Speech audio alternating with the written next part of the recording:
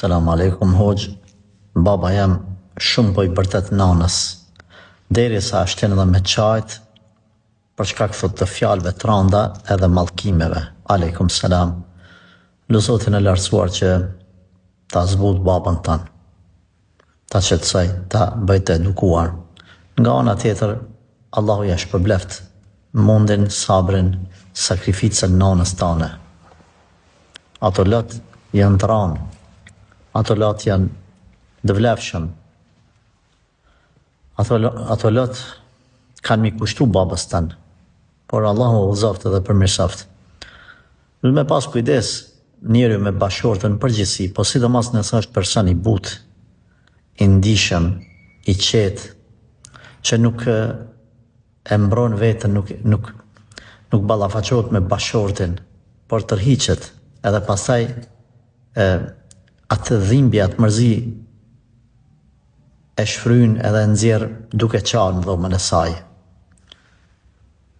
Bashortët, burrat, duhet kënë kujdes karshi grave në përgjithësi, po sidomos në karshi kësaj kategorie të grave, të buta të sjellshme. Nuk duhet me i keq përdor butësinë e tyne, sjelljen e mirë, thjeshtësinë, edhe tashun çka po bëj, po e mallkoj gruan, nam i madh. Andaj e këshilloj babën tanë edhe çdo burr i cili është në të njëjtën lojë dhe në të njëjtin gabim, aman për hir të Allahut azza wa jall, keni kujdes, i keni marrë amanet vajzat e huaja, ose mani qysh ju ka hije, ose mos i mani hiç. Me kohë, nëse nuk të ka pëlqyer ajo grua, o kon tash me shkurorzu. E jo tani jetën me hongër shpirtin. Ani, ke ba mirë që e ke majt, së pas ka pëlqyer e ke majt me gjitha ta. Po jo tash me anëzer 10 fish. E ke majt, maja që është ka hije.